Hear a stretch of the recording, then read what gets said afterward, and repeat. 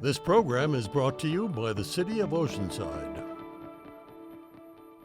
The following program does not necessarily reflect the views, opinions, or policies of the City of Oceanside, its elected officials, KOCT, its board of directors, or staff. I'm CJ Demento, your local librarian from the Oceanside Public Library and city staff for the Oceanside Arts Commission. Welcome to the May edition of Oceanside Spectrum. I'm glad you joined us today. First, we have Leslie Gall with Visit Oceanside here to share about their new Welcome Center that has so much to offer. North County Lifelines' Kay Thomas is here because May is Mental Health Awareness Month, and there's important information to share. Dory Harris and Jonathan Nerva with the Filipino American Cultural Organization are also here, and their 21st annual cultural celebration is coming up. Anna Maria Mayberry with Girls on the Run will share about that organization with the goal of activating limitless potential and boldly pursuing dreams. Amazing. And with all you need to know about the Independence Day Parade, it's happening. And fireworks. Kathy Nyko with MainStreet will fill us in. So stay tuned because Oceanside Spectrum starts now.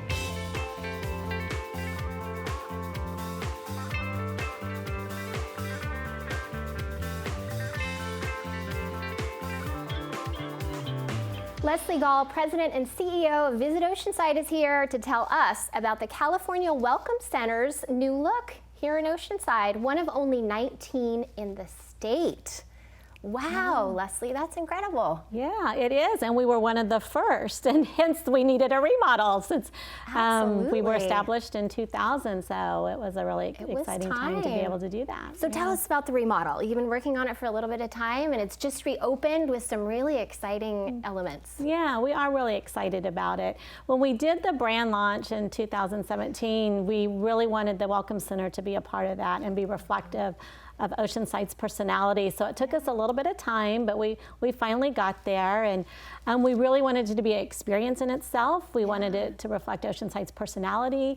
We wanted it to be relevant to the visitors today and kind of have some museum qualities to it. So in working with some of our wonderful local partners, we were able to really incorporate some cool things. We have the history of skateboarding, and we worked with Larry Bama, who curated that for us. And he's one of our local rock stars, and they created Tracker Trucks, which is in the Smithsonian. So it was really special for us to be able to work with him on the skateboard exhibit. Absolutely. So there's something for everyone there. There's a VW bus in the center. Tell us about that. Residents need to go check that out. So yes, it's really cool. It's an orange 1977 VW bug that's sort of an Instagrammable spot. It has a surfboard coming out of the back. It's a convertible. And it's just a wonderful another element to the center. When people come in, it really resonates. Almost everybody either owned a VW or had some kind of a friend that had a VW or has some kind of memory that involves a VW bug cruising down the California coast.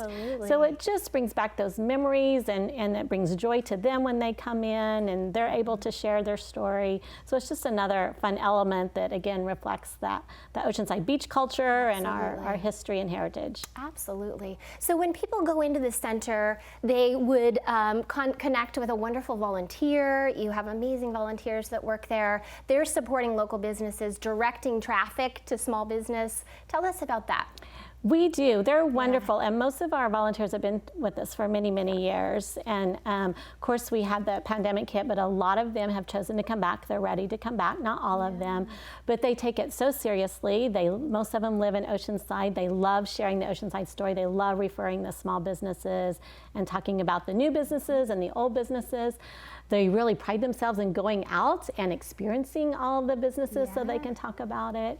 So it's really special, and the visitors just love being able to come in and talk to a local person, right? They want to know what that hidden gem is, or what that local experience is, or what that favorite thing is. They don't want the chains. They can learn that through different ways. They really want to find out what's unique to us and experience that. So they're great at helping us tell And that stories. uniqueness is so important to you, right? You're doing a tourism master plan because you want to make sure that things are sustainable, that we're doing tourism in a thoughtful way. I'd love to hear about that. No, I'm really excited. We've wanted to do this for a long time too.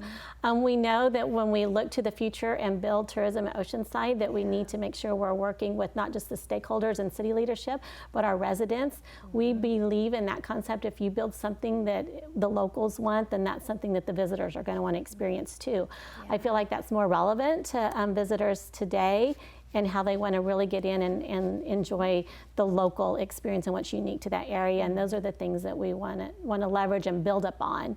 And the arts and culture is a really important piece to that. And we have so many wonderful different communities. So how do we share their stories, their culture, their food, their dance, their art, and how do we find ways to invest in that and give them opportunities to share their story? Because it's that symbiotic relationship that we have with the residents, and tourism can help fund those amenities for our locals to enjoy as well. Absolutely, and it's a beautiful, amazing place we have here for sure. So if people want to find out more, one of the things I really want to encourage people is to have them tell you about their events that are coming up, because you can help get the word out about it. So yes, how do they please do that? do. So they can get information at visitoceanside.org, and there is a way to submit their event. Our event landing page is one of the most popular pages on the website, because people want to see what's going on when they come to town. To see what's happening. So it's a really great resource for everybody. So please reach out and submit your event. We'd love to help share it. Absolutely. And any other information, visit oceanside.org? Yes, visit oceanside.org. Okay. Or you can call us too. We love to talk to. Okay, sounds good. Thank you so much, Leslie. It's always so great to talk to you. Yeah, thank you. And I appreciate you and KOCT TV. Stay tuned. We'll be right back with our next guest.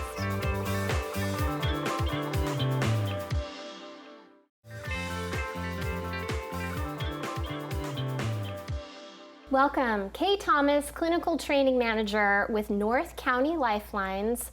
Project Life is here. Welcome, Kay. Thank you so much for having me today. I appreciate it. I'm glad you're here. I want you to start by telling us the mission of Lifeline, because people may have heard it, but tell us a little bit about the mission. Yeah, so North County Lifeline's mission is to build self-reliance among youth, adults, and their families, specifically through high-quality services that are community-based. Okay. Our goal is really to not only connect individuals with the resources around them in their community, but to really address needs like mental health challenges, housing insecurity, substance use, human trafficking, and juvenile delinquency, the things that really get in the way of people being able to thrive and really live to their fullest potential. Yeah, amazing. That's a really broad scale. Yeah, it's a very broad scale. Let's start with May. Yes. May is Mental Health Awareness Month. Yes. It's a very, very important month. Absolutely. Especially for our youth. Absolutely. You know, the past couple of years in particular with the pandemic has been a huge impact on youth and their mental health. You know, there are a couple of things that are really happening when we think about the pandemic and how that impacted youth. Right. I think the first was really kind of that disruption in that predictability of scheduling, right? Maybe they were in school or out of school back and forth. Maybe there was a COVID exposure that caused somebody to be quarantined, schools opening and closing. In addition to that, there was also all of the social activities that got shut down, right? So after school programming, spiritual communities like churches or other youth groups and communities that youth might have been a part of. And then the last piece was really that economic disruption that happened, whether that was maybe parents who lost jobs or didn't have access to some of the resources that maybe the federal government was providing, maybe because they were undocumented or for other reasons as well. And so we kind of saw this threefold impact happen for youth that they really quite haven't recovered from since the pandemic has kind of been ongoing but started to ease up in restrictions. One thing in particular that we've seen is a very large increase in suicidality and concerns about mental health challenges for our youth in particular. Actually, just recently, there was some CDC data that was released. We had our Surgeon General here in San Diego who was able to visit, and we saw some data that showed that 1 in 6 youth actually at the beginning of 2020 actually reported that they were feeling suicidal. And there was actually a 31% increase in actual youth that were looking for mental health services. Here in San Diego at Rady's Children's Hospital, we actually saw a very large increase with the mental health services that were related to emergency services for psychiatric care in particular. And even at the beginning of this month, the CDC released data that 1 in 4 LGBTQ youth actually attempted suicide in the first quarter of 2021 as a result of many of these ongoing challenges with the pandemic and legislation and not feeling supported.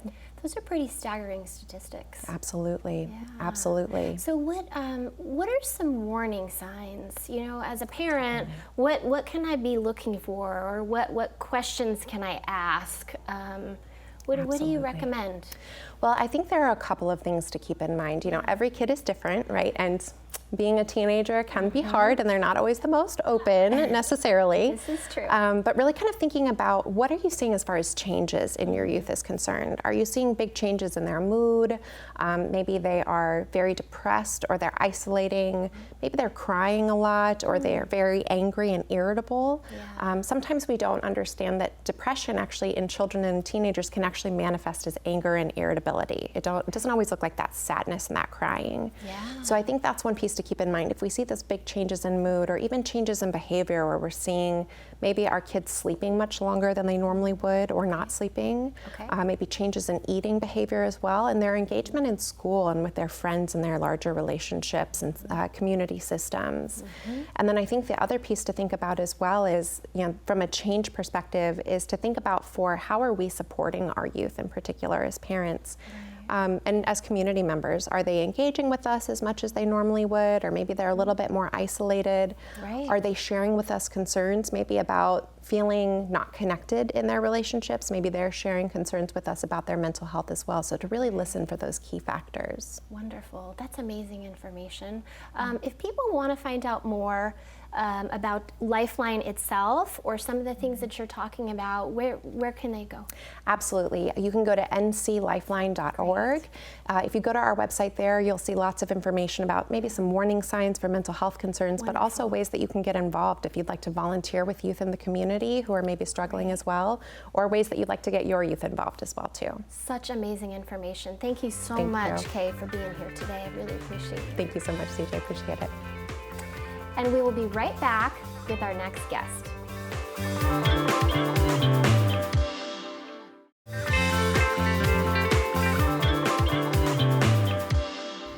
All right, welcome back.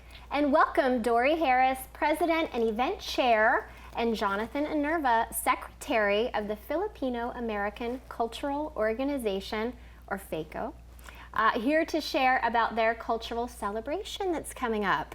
Welcome, you guys look amazing. Thank you. Thank you. Yeah, it's cultural, so, you know, look what we got on. I love it. Oh, the colors, and it's wonderful. So happy that you're here. And you are here because FACO has a mission, right? They really want to work to preserve and share about the Filipino culture. Yes, right? That's, you know, we like to preserve it, and, you know, our tradition, customs, and we like to, and the thing is, you know, we want to preserve it and keep it so that the next generation can adopt it. And absolutely. Right, Mr. Jonathan? Yes, it's been 45 years since the association was established, and that was in September 9, 1976, and we just celebrated our 45 year last December, and it was awesome. And of course, as the president said, this is to preserve, spread the culture of the Filipino and the Filipino Americans as a large. Wonderful. And I'm really glad that after I retired from the service, I found a job in here, and I immigrated to the culture of the association. When I heard the word culture, I just said, you know what, this is where I belong. Yes, I just love it. And also, I'm so fortunate that I was elected as the FACO president for the last 4 years now. Absolutely. So, you know, and I just love it. I have the passion on working on it, and my boards, you know, they're just so wonderful, you know, such a good team. And without them, of course, I won't be able to do what we have with FACO right now. Yeah, absolutely.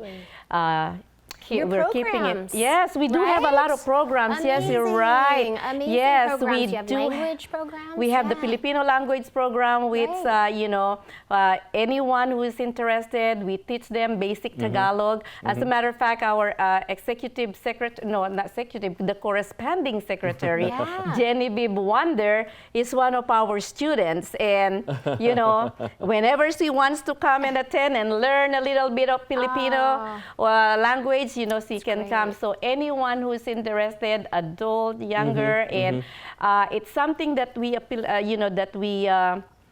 put together in 2015 and is still going on strong, and Jonathan is one of the cultural dancer, Yes. and he can talk more about that. Yeah, and also one of the programs that we have is the FECO Cultural Dance Group. Now, this is composed of the adult part of the association, wherein we do, as you can see, we do share a lot of the Filipino dances, from tribal to Spanish influence, and then also we have the fusion. We call it the fusion. It's, I would say, FACO original.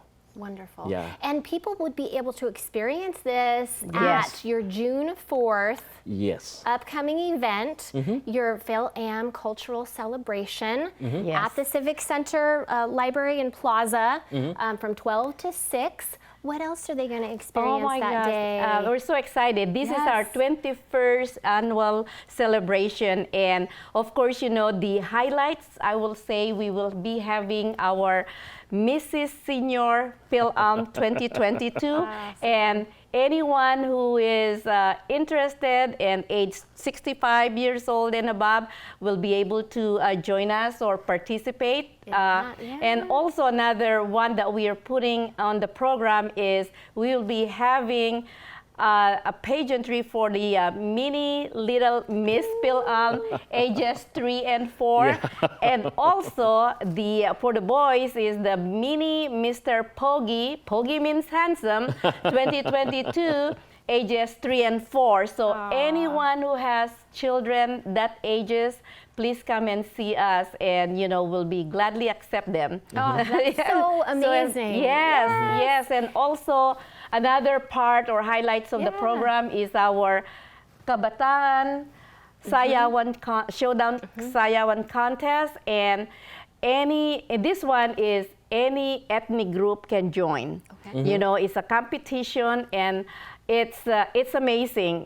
Director Malu is directing this, and also it's just amazing because I love it. Any ethnic group. Last year when we had this, it was our first time, and our dancers are all kinds, excited and beautiful one, so, and they can choose any dance as long as it's a Filipino cultural dance, so, but they can be any ethnic group. Yeah.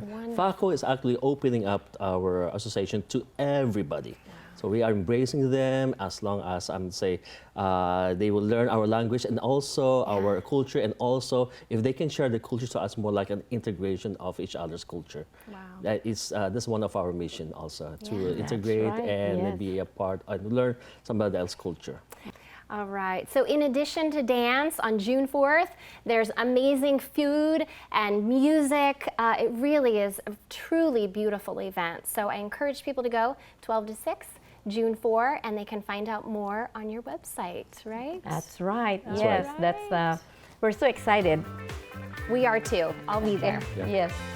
So thank you, and we'll be right back with our next guest.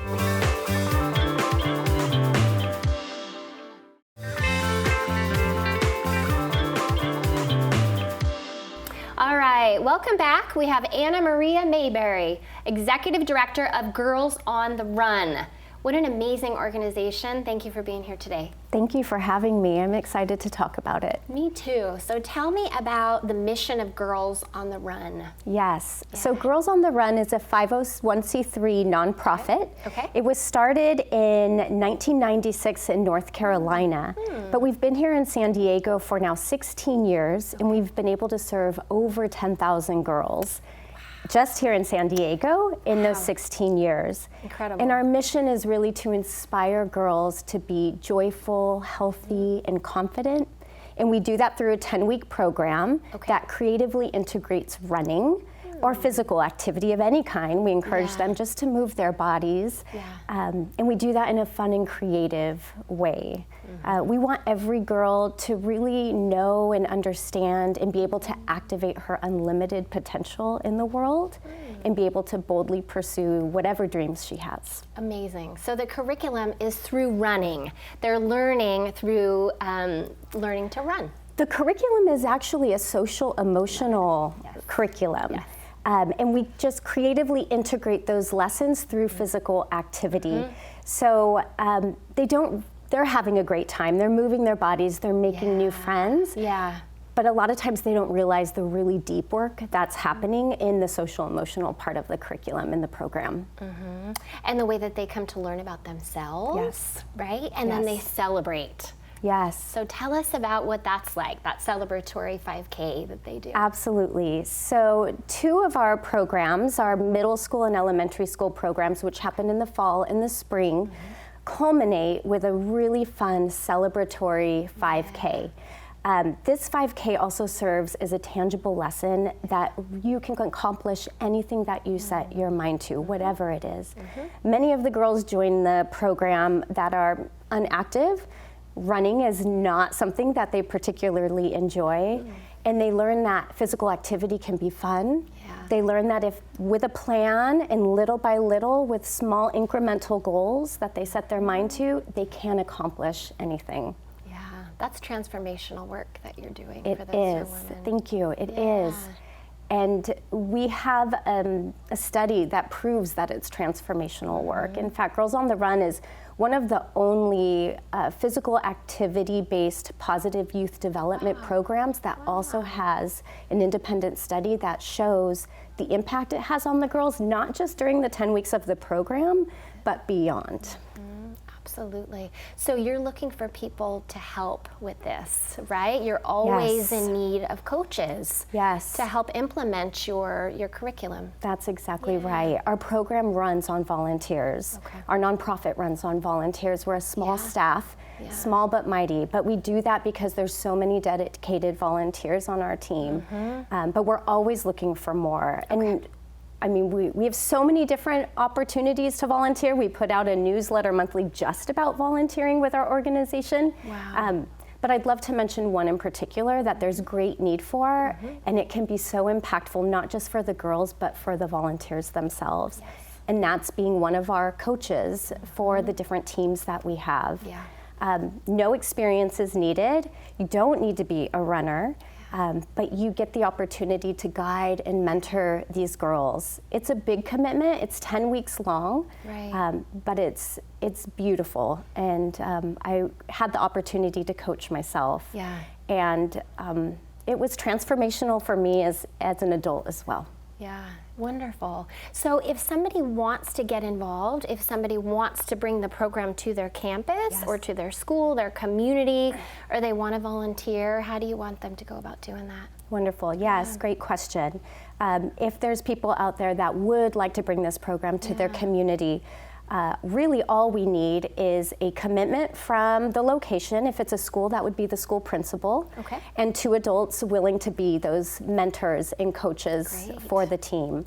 Then you'll work with our staff to bring it to life, and we'll be with you every step of the way and help spread the word that it's happening so that the girls can sign up and enjoy the 10-week program. Wonderful. And you have a website that folks can learn more? Yeah, absolutely. Website is GOTRSD, the acronym for Girls on the Run, San Diego.org. And email is info@gotsd.org. Wonderful. Keep up the good work. Thank you so much. We'll be right back with our last guest.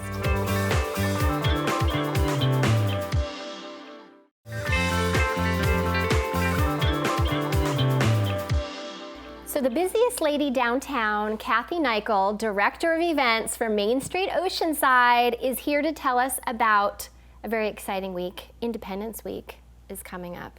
Yes. And the parade is back. Yes. Yes. So it's been 3 years. Amazing. Can't believe it. I am so excited. This is the whole reason I joined MainStreet, was to do the parade back in 2006. So long time. It's back. It's June back. 25th. June 25th. Yeah. Always starts at 10. Awesome. Ends around noonish. All Americana parade. You can see it anywhere in America. Ours is just like, I'm going to say the best, of course. Of course. We have all our military groups are in, except for Navy Band Southwest. So that's one. They already had another obligation. We have 1st Marine Division Band. We have ACU 5. We have Naval Hospital. We have Marine Expeditionary Force. We have Assault Craft Unit 5. I'm so ecstatic all about the stuff this. we love to see in Exactly. the parade and cheer for. Yes, as you can tell, all my favorite colors, red, white, and ready. blue. You're ready. We'll be handing out flags that day again, Great. like we always do along the parade route and programs. Yeah. All my veterans groups are coming in. Escondido Mounted Posse, the horse group will be back. Awesome. I'm so happy about that. Yeah. But baton twirlers, car clubs, Boy Scouts, Girl Scouts, bike clubs. I mean, it's just like anything that has to do with Oceanside is going to be there. I am just ecstatic. It's going to be a big day. It is. And a big week. A big week, yes. But before I forget, we need volunteers for the you parade. need volunteers. It takes probably about a few volunteers before to get out all the word throughout Oceanside, because we put posters everywhere. Okay. And then 100 volunteers day of to do the event. Okay. So our website, oceansideparade.com. Great. So that's how it starts that week. And then on the 30th is Star Spangled Sunset Market. It'll still be the same hours, but we just red, white, and blue it up and make sure that everybody remembers to come and visit us for, at the beach, because that's why we live here in Oceanside, because we'll kick off our O-Fest celebration at the beach. Wonderful. On Saturday, Sunday, and Monday. And what can people expect with the O-Fest? So O-Fest, what we do is we bring extended services down there. We bring in food. We bring in a little bit of retail that's specific for the beach. Yeah. We'll have more vendors down there to supply our guests for the beach with what they need for that day, of course, and then rentals, etc. Yeah. And then 4th of July, we just want to remind everybody, please make sure that you can't park on the Strand or drive on the Strand after 9 a.m. Oh, okay. But prior to the 4th is our city anniversary, and we're going to do the fireworks again in the very middle of the city at El Corazon. Okay. And the city is going to provide a limited amount of parking spaces at a nominal fee. I don't know exactly what that is yet, but we'll put that all on our website. Okay. They're going to close down everything and bring in music and food and activities for kids starting at 5 o'clock. And of course, 9 p.m. in the middle of the city. You can see them anywhere. I live over by the drive-in, so I can see them behind the drive-in. Yeah. I can see the fireworks there right at 9. It's 15 to 20 minutes of red, white, and blue. Woo! Fireworks. That's fantastic. And of course, everything will be on our MainStreetOceanside.com website. Amazing. So Independence Week kicked Independence off Week. with the parade. Yes. Back after 3 years. After 3 years. Lots to do that week. Lots of ways to celebrate Oceanside. Yes. Lots and lots to do. I think I'm more worried about the volunteers right now because we have street marshals, barricade marshals, announcers. Calling all volunteers. Hey, I Calling need all you. I need you. volunteers. Come. Wear your red, white, and blue. And then those who want to come and visit and watch the parade, we just remind them, again, you can wear as much red, white, and blue or more than I am right now. Bring your lawn chair, sit right on Coast Highway. It starts at the 101 at Wisconsin and ends at City Hall. It's going to be a good week. It is going to be a fabulous week. I can't wait. Thanks for all your hard work on it. Thank you so much. I appreciate it. And thanks to KOCT. I forgot, KOCT will be streaming it live that day the whole parade. Anybody can experience the parade. And I think Eileen's going to be there doing Eileen on the Scene at the parade. There so might be some should be faces there. pretty cool. We might see gonna some be familiar awesome. faces. You just might. Woohoo. You just might. Thanks, Kathy. Thank you. And thank you so much for watching today. It's so exciting that events in our community are coming back. And maybe yours is too. So if you would like to be a guest on the show, please visit koct.org/Spectrum to find out details on how your nonprofit can be a part of Spectrum. Stay up to date with all things North County by visiting koct.org. Thanks and take good care.